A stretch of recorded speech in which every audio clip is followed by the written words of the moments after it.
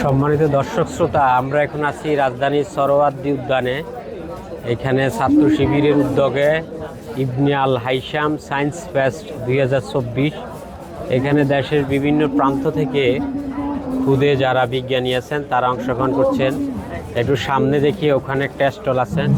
আচ্ছা, এই ভাই আপনি একটু সঙ্গে বলেন তো, উনি তো কথা বলতেছে আপনাদের এটা বিষয়ে একটু বলেন একটু আপনার এই মানে এইটাই। আচ্ছা, আমাদের এই প্রজেক্টটার নাম হচ্ছে life system and military. So আমরা হচ্ছে দেখানোর চেষ্টা করেছি কীভাবে লাইটকে অ্যাজ আ এনার্জি সোর্সের পাশাপাশি একটা মিউজিয়াম হিসেবে ইউজ করা যায়, এবং এই জিনিসটাকে হচ্ছে আমাদের ইন্ডাস্ট্রিয়াল পারপাসের পাশাপাশি কীভাবে আমাদের মিলিটারি যে সিস্টেম আছে সেটাকে আরও স্মার্ট এবং আরেকটা অটোমেটেড সিস্টেমকে ইন্ট্রোডিউস করা যায়। তো আমরা হচ্ছে লাইটকে অ্যাজ এ এনার্জি সোর্স হিসেবে সবাই জানি, কিন্তু লাইটকে একটা মিডিয়াম বা মাধ্যম হিসেবে ইউজ করব, এই জিনিসটা অনেকটা আমাদের কাছে সায়েন্টিফিক মনে হতে পারে। কারণ হচ্ছে একটা এনার্জি সোর্স আবার একটা মিডিয়াম। আমি যখন হচ্ছে কোনো ডেটা এক্সচেঞ্জ করতে চাই, তখন আমার কাছে ওয়্যারলেস সিস্টেম যদি কিছু চলে আসে, আমার কাছে হচ্ছে ফার্স্টে যে নামগুলো আসবে ওয়্যারলেস ফিডিলিটি, অথবা যে রেডিও ফ্রিকোয়েন্সির মাধ্যমে আমি যে নেটওয়ার্ক টাওয়ারের মাধ্যমে ইউজ করে একটা সেন্ডার ডিভাইস বা যে কোনো দুইটা ফোনের মাধ্যমে একটা নেটওয়ার্ক টাওয়ার ইউজ করে আমি ডেটা এক্সচেঞ্জ করতে পারি। কিন্তু সেই জিনিসটা যদি আমি না করে আমি যদি বলি যে আমার অ্যাটমসফিয়ারে যে লাইট আছে সেটাকেই আমি একটা মিডিয়াম হিসেবে ইউজ করবো, আর আমি একটা নতুন নেটওয়ার্ক সিস্টেম তৈরি করব, যেটার মাধ্যমে আমার একটা সেন্টার ইউনিট যে কোনো একটা ফোন থেকে আমি একটা রিসিভার ইউনিট যে কোনো একটা স্পিকার হতে পারে বা আরেকটা ফোন হতে পারে, সেই দুটার মধ্যে আমি একটা কমিউনিকেশন বিল্ড করতে পারবো। এখন এই জিনিসটা আমার কাছে সায়েন্টিফিক মনে হলো, আমরা আজকে একটা ছোটো পরীক্ষার মাধ্যমে জিনিসটা দেখে দিতে যাচ্ছি। তো ফার্স্ট অফ অল এখানে দেখবেন আমার হচ্ছে এই লাইট চেম্বারটা দুটা ফেজে ডিভাইডেড, একটা হচ্ছে ফেজ 1 আর একটা হচ্ছে ফেজ 2। ফেজ 1 সেটা হচ্ছে আমাদের আছে ফেজ 1 সেটা হচ্ছে আমাদের যখন ডে লাইটের অ্যাভেলেবিলিটি থাকে, মানে দিনের আলো থাকে, তখন আমরা ইউজ করব। যেহেতু এখানে আমরা একটা ইনডোর পরিবেশে আছি, আমরা একটা ডিরেক্ট এনার্জি মানে ডিরেক্ট সোর্স থেকে একটা ব্যাটারির মাধ্যমে একটা লাইট এখানে হচ্ছে লঞ্চ করতে যাচ্ছি, মানে পাওয়ার দিতে যাচ্ছি, এবং এই লাইটের মাধ্যমে আমি হচ্ছে একটা ডেটা এক্সচেঞ্জ করতে যাচ্ছি। সামনে যদি কেউ একটু হেল্প করেন আমাদের, ভাই আপনি একটু চলে আসবেন প্লিজ। আপনি একটু স্পিকারটা হাতে নেবেন। অ্যান্ড আমার এখানে দেখতে পাচ্ছেন একটা অডিও হচ্ছে আমি প্লে হচ্ছে, দেখতে পাচ্ছেন কি? আচ্ছা, এখন আপনি হচ্ছে ওই স্পিকারের মধ্যে কি অডিও শুনতে পাচ্ছেন? একটু ট্রাই করবেন। শোনা যাচ্ছে না, বাট আমি যখন হচ্ছে এখানে নিয়ে আসতেছি অডিও কি শোনা যাচ্ছে? শোনা যাচ্ছে। এখন আমি যদি সরাই ফেলি, একটু কানে দেবেন প্লিজ। এখন শোনা যাচ্ছে আবার?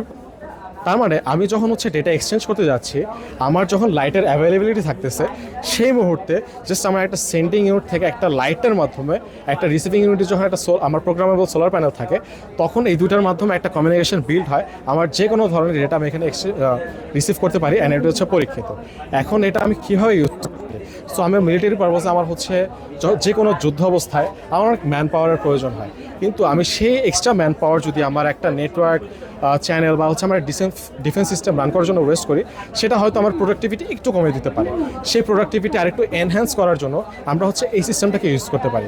আপনি এখানে যদি খেয়াল করবেন, আমার এখানে হচ্ছে একটা রাডার সিস্টেম আছে, যেখানে কোনো যদি ফরেন অবজেক্ট আমার এলওসি লাইন ক্রস করে, সেক্ষেত্রে আমার দেখবেন যে ডিরেকশনে অবজেক্ট ক্রস করতেছে সেই ডিরেকশনে আবার হচ্ছে একটা মিসাইল লঞ্চ করতেছে। অ্যান্ড এর সাথে সাথে আপনি যদি এখানে খেয়াল করেন, আমার পুরো নেটওয়ার্ক সিস্টেমটা হচ্ছে অ্যাক্টিভেট হয়ে যাচ্ছে।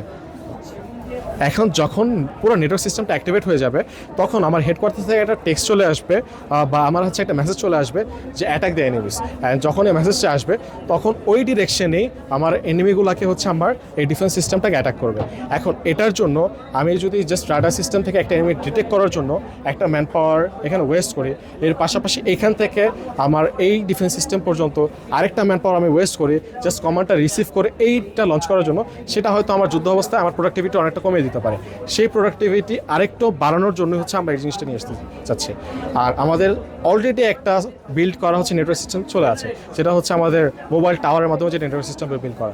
এখন ওইটা থাকা সত্ত্বেও কেন আমরা এটা করতে যাচ্ছি?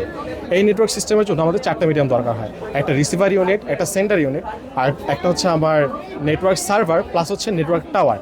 এই 4টার মধ্যে কোনো একটা অবস্টেকেল যদি এখানে রুইন হয় বা যে কোনো মানে যে কোনো একটা ডিভাইস যদি এখানে অবস্টেকেল তৈরি করে, সেক্ষেত্রে আমার নেটওয়ার্ক পুরোটা কলাপস করবে। কিন্তু এইখানে কিন্তু সেই সুযোগটা নেই। তার পাশাপাশি আমার যেই এখানে যে কস্ট ছিল আমার একটা নেটওয়ার্ক বিল্ড করার জন্য, সেটা প্রায় 1,10,00,000 টাকার পাশাপাশি জাস্ট একটা নেটওয়ার্ক টাওয়ারের এটা কত খরচ পড়বে এটাই করলে? সেটা থেকে প্রায় 75% কম হচ্ছে আমার টাকা এখানে খরচ হবে। আপনি কারোর সাথে যোগাযোগ করছেন কোনো? জি, অলরেডি হচ্ছে আমরা বিভিন্ন কোম্পানির সাথে এটা নিয়ে কথা হয়েছে, অ্যান্ড এটা অলরেডি আমরা হচ্ছে ভারতের লাদাখে প্লাস জাপানে হচ্ছে এই নেটওয়ার্ক সিস্টেমটা অলরেডি ইন ইউজ অবস্থায় আছে। তারা এটাকে তাদের রিয়েল লাইফ কমিউনিকেশনের জন্য ইউজ করছে। আপনি স্টাডি অবস্থায় আছেন না শেষ পড়াশোনা শেষ নাকি? না, আমরা হচ্ছে পড়াশোনা করছি এখন Mirpur cantonment public school and কলেজে। আচ্ছা, বেস্ট অফ লাক। আচ্ছা, থ্যাংক ইউ। আচ্ছা।